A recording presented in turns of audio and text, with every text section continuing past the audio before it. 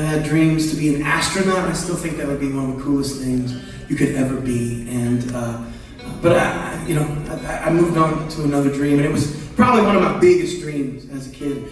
I wanted to grow up, and I wanted to become a Chicago Cub. Okay, that is absolutely what I wanted to do with my life. And the unfortunate thing is the Cubs never called me.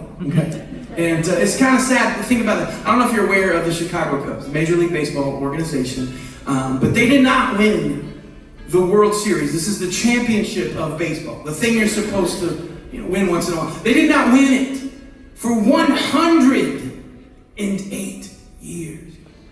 Bread had not come sliced in. Titanic had not been built. What I'm trying to say is, I would not have lost them more games. That's all I'm trying to say.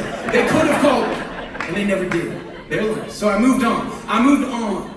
And I chased down my biggest dreams.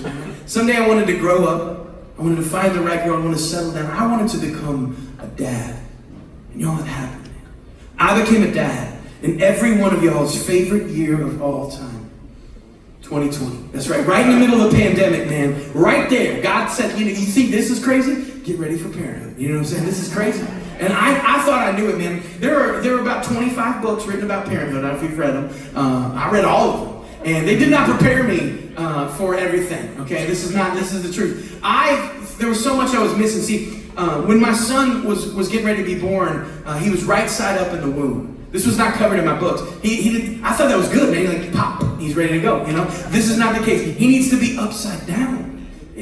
Like a Dairy Queen Blizzard, you turn it over. I didn't know these things. This is not covered. And so, we had to go in. My wife and I went in, and they had this procedure to try to flip my son in the womb. And it looked very painful. It didn't work. And as it was not working, the doctor, she peeked her head and she said, we're going to have to get this baby out. And she looked at us and said, you guys are going to become parents in 30 minutes. And I was like, that's one episode of Full House, okay? I do not think I'm prepared in 30 minutes to become a dad.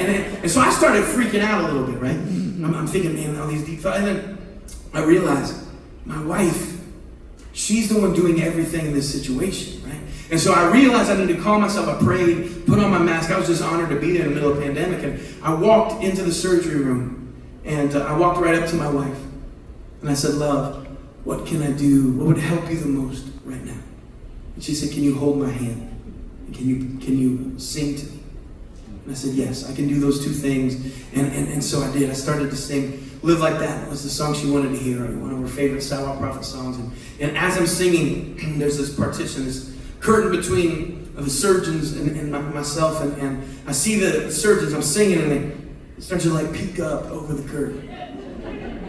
And one surgeon, he said, sir, do you happen to know any other songs by chance? I don't know, like Michael Jackson or something. Gonna make a change for once in my life. Woo!